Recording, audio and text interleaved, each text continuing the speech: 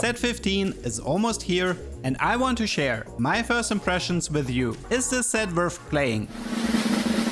Yes, set 15 is amazing and has a high chance to be remembered as one of the best modern TFT sets. All of the footage you're going to see in this video is from a playtest, and if you want to try the new set yourself, you can either hop on the PBE server next week or wait until the official release at the end of July. The theme for set 15 is called K.O. Coliseum. In short, it's an anime-style tournament arc that includes a wild mix of different skin lines. Not only will you encounter soul fighters and battle academia, but also star guardians and a giant mech. Visually, set 15 is rather distinct because all the champions received thicker lines and a bit of a cel shading effect to give it more of an anime look. You can definitely tell Riot put a lot of effort into the theme. It's a lot of small things, like showcasing the top 4 placement in a really flashy way that makes this set stand out from the rest. There is honestly so much to cover that I don't even have enough time to include a segment where I tell you to subscribe. That kinda sucks, because I definitely can't cover everything in this video, and some viewers might miss out on some cool new details that will totally help them in their ranked games. Ah well, people will surely remember to do it themselves. Anyway, let's kick things off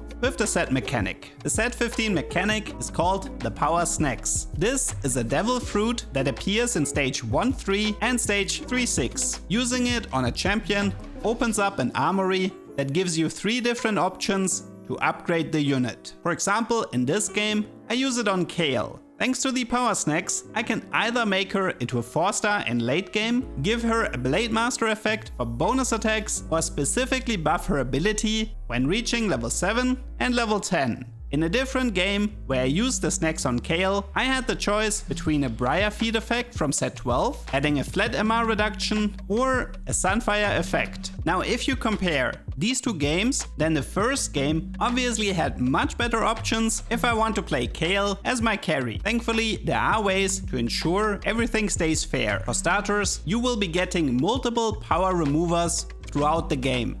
You can use them to remove the power from the unit and use it on the same unit again or on someone else. There's also a minor bad luck protection in place that ensures you won't see the 3 choices from the previous POWER SNAX. Going back to the Kale example, I took Soul Chipper for stage 2, but removed it later and tried my luck with 3 new choices. This time I got the final ascent, so I was able to adjust my game plan accordingly. Besides power removers, you can also just sell the unit to recover the POWER SNAX and use it on a different unit. This system is incredibly flexible. I mean, of course, there will be some games where you use the POWER SNAX on a tier 1 unit and then never change that power, but there will be other games where you will constantly feed POWER SNAX different units to find the perfect power to help with your current board state. What I like about the snacks is that besides granting stats or enhancing the ability, some of the powers focus more on utility. For example, you can add Thunder, Shred, or anti-heal and then replace that power once you have the right items. Overall, I have to say I was very impressed with the set mechanic so far, just because of the sheer amount of available options, and I'm definitely looking forward what kind of crazy strategies we can uncover in the future. Next, I want to briefly cover some of the system changes for set 15. Every unit will be part of an archetype that receives special bonuses. From now on, only tanks will be able to receive mana from damage taken. Fighters gain 10 mana from auto attacks and start with 10% Omnivamp. Casters, on the other hand, only receive 7 mana from each attack, but also start with 2 mana regen. These archetypes also have other implications. Items like Giant Slayer or units like Darius will specifically deal more damage to enemy units that have the tank archetype. Something that's rather shocking is Riot removed all starting mana from items in the game. From now on, items based on the tier of the goddess will grant mana regen. The Blubaf will also no longer reduce max mana, but similar to how Ginzo and Shiv received an artifact version, there will be one new artifact in set 15 called Dawncore. It reduces the max mana by 10 and by an additional 15% for each cast during combat. One of the consequences of this system change is that the overall max mana of units is much lower than before. In previous sets, if a backliner received a huge burst of damage, they would gain a bunch of mana to retaliate. This doesn't work anymore. Units from now on either have to rely on their auto attacks or their mana regen to cast their spells. In set 14, the trainer golem was incredibly annoying because with the right emblem, all you had to do was to find one spatula, reach level 9 and effectively get a free win. But this playstyle is gone. Prismatic traits in set 15 are gated behind a quest that starts when you max out the trait. Here are some examples. If you have 7 Battle Academia active, you need to have a total of 17 completed items spread on Battle Academia units to upgrade the trait from gold to prismatic and receive a special bonus. In case you're wondering, Thief's Gloves only counts as a single item and the golem doesn't count as a unit either. For Star Guardian, you need to field all of their units and the emblem to start a quest that requires you to spend a large amount of mana. The crew has arguably the hardest condition, but also the most satisfying effect. If you 3-star every crew unit, including Twisted Fate, who is a legendary, then you auto win the game on the spot and destroy every remaining player.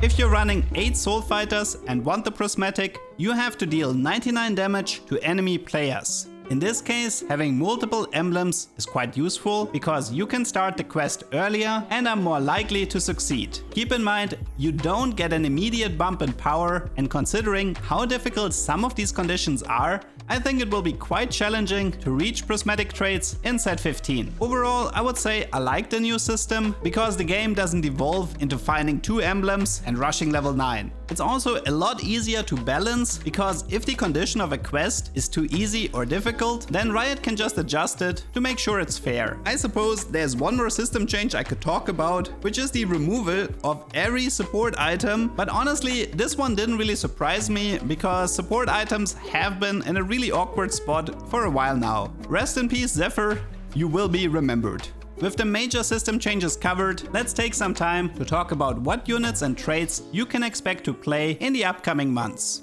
Tier 1 reroll immediately had 2 standout comps in the playtest. The first one is the crew with Malphite, Sivir, Shen, Ziggs and Twisted Fate. This is your dedicated reroll trait because it becomes stronger for every crew member you upgrade to 3-star. Usually Sivir will be your main carry and Malphite your main tank, but there is a very fun Malphite hero augment that makes him ult into nearby enemies for a ton of damage. What's remarkable about the crew is when you hit your first 3-star crew member, you will gain 1 XP per reroll and also never have lower odds for crew members specifically. To explain this in a bit more detail, let's assume you find a Sivir 3-star. Every time you reroll, you gain XP, but now you push towards level 5 and level 6 without having a Malphite 3-star. What the trait does is to ensure that the odds for Malphite specifically stay high in this example, and he can override potentially higher tier units in the shop. Once you upgrade everyone, you receive an effect that is similar to B-bots in set 14 to ensure your units stay relevant in the late game. The other tier 1 reroll comp you will encounter a lot is based on Kayle together with Zac. Kayle ascends as part of her kit, making her stronger at level 6 and level 9, and even has a specific power up to give her additional power at level 7 and level 10. If the comp is too contested, you can also use Kayle to rush for levels right away and potentially pivot into something else in the late game. As with every set, you can also expect a loot or a gacha type trait, and set 15 is no different. This time it's called the Crystal Gambit and it kind of works like Heartsteel from set 10. You get points for killing units, more points if you lose, and after 4 rounds you can double down to gather more points or potentially lose half of your points and cash out immediately if you win your fight. However, it is not an exact copy because Heartsteel was a lot more dependent on reaching 5 or 7. If you want, you can play Crystal Gambit with only 3 units as a pure loot streak trait. This is because 5 Crystal Gambit doesn't grant you any bonus points. Instead, it adds a mechanic that is similar to the family trait from set 13. You get a mini quest of killing a specific amount of units that results in some bonus loot, and the amount of units required will change every time you reach the number, or potentially more bonus orbs. If you want to min-max the trait, you can run 5 Crystal Gambit in a loot streak, try to get a bonus cash out by killing enough units and saving HP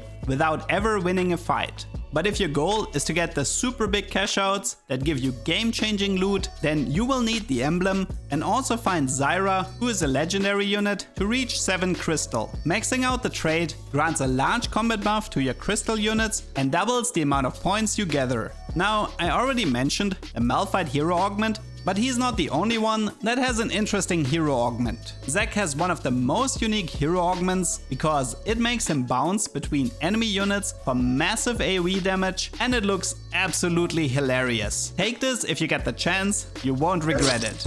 Finally, I want to highlight 3 different legendary units that I enjoyed playing so far. First up is Twisted Fate. You will mainly see him as part of the crew, but his unique trait also makes him into a very valuable filler unit. At the start of every round, you will receive a random bonus effect. This can range from your team receiving a shield at the start of combat, to getting some gold or rerolls, or you might get a 3-star crew member like Sivir for free.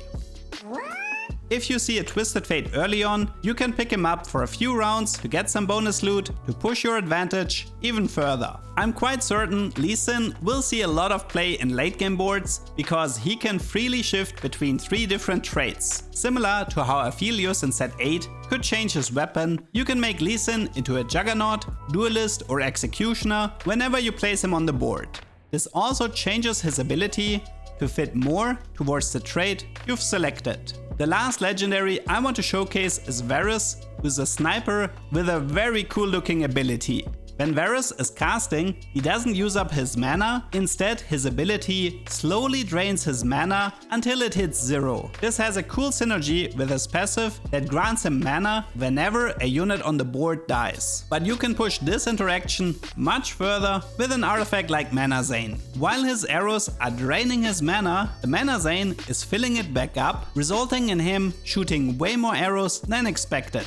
To put the icing on top, you can give him a Power Snacks to reduce the cost of each arrow to truly get the most out of this interaction.